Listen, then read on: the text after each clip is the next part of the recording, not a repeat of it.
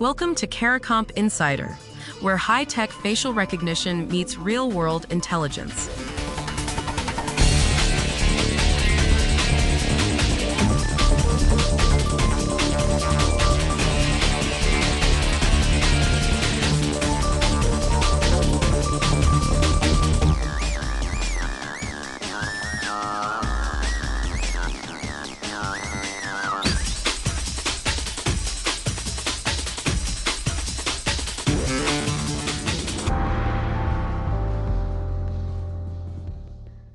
A 95% confidence score sounds bulletproof.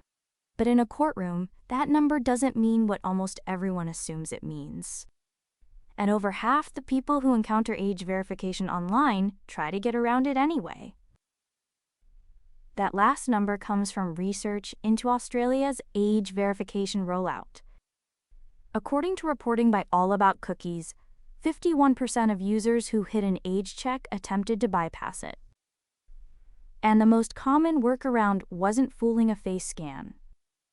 It was changing an IP address, because many platforms rely on geo-blocking instead of biometric checks in the first place. That gap between what we think these systems do and what they actually do, that's what today's episode is about. If you've ever had a website scan your face and tell you age verified, you probably assumed the system knew who you were and how old you were. It almost certainly didn't. And if that unsettles you, good, because understanding the difference is how you stop feeling powerless about it. There are actually 3 separate tests hiding behind the phrase biometric age check. Most people think they're one thing. Regulators know they're not. Defense attorneys definitely know they're not. So what are these 3 tests, and why does confusing them put real cases at risk? The first test is age estimation. An algorithm looks at a single face, your wrinkles, skin texture, facial landmarks, and produces a guess about how old you are. Not a fact. A guess. According to NIST's Face Analysis Technology Evaluation, current age estimation systems achieve a mean absolute error of about 1.3 years for teenagers between 13 and 17. That sounds pretty good until you widen the age range. For people between 6 and 70, that error jumps to 2.5 years.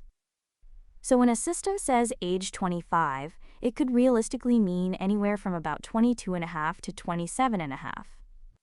The system isn't saying, this person is 25. It's saying, there's roughly a 90% chance this person falls somewhere in this range. For a platform trying to keep 12-year-olds off an adult site, that range might be good enough. For a legal proceeding, it's a different story entirely. The second test is liveness detection. This one answers a completely different question. Not how old are you, but are you a real, live human being right now?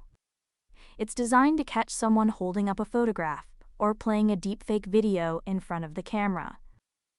Liveness detection confirms a real person is present. It says nothing about that person's age. And passive systems, the ones that don't ask you to blink or turn your head, can be fooled by a printed photo. That's not paranoid speculation. It's a documented limitation. The third test is facial recognition, or identity matching. This is the one that compares your face to a database and asks, who is this person? It maps the geometry of your face, the distance between your eyes, the shape of your jawline, and compares those measurements against known images. A high match score means geometric similarity. It means this face looks like that face. It contains 0 information about age. None. So why do people mix these up?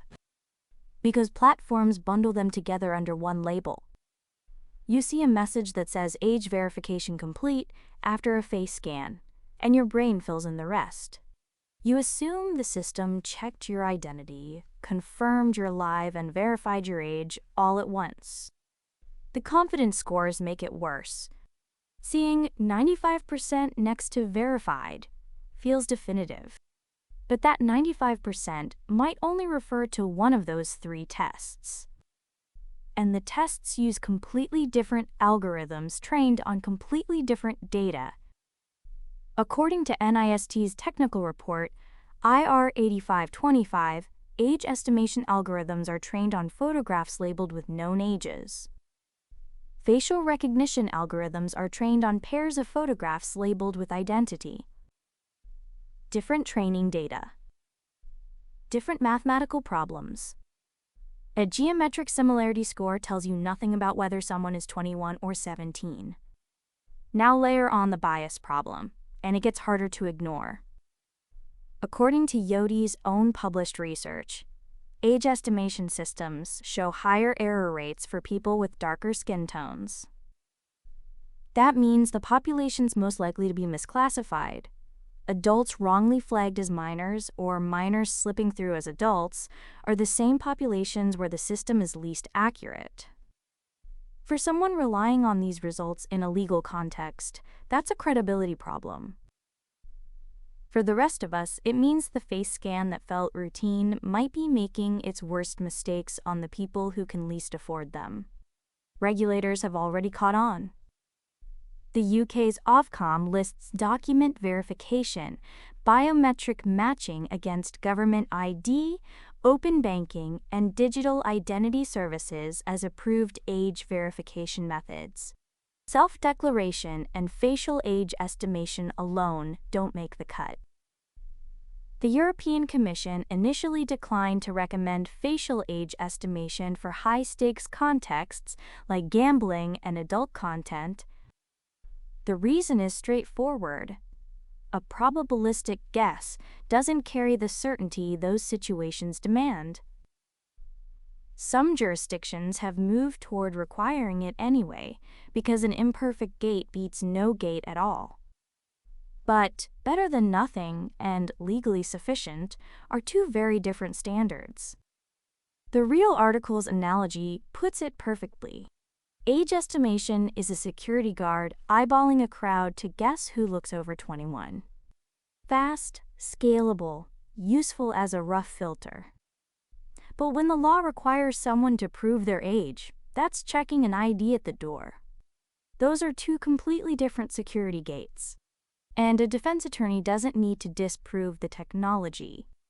They just need to ask one question. Does a geometric similarity score contain any information about age? The answer is no. So here's what this comes down to. Age estimation guesses how old a face looks.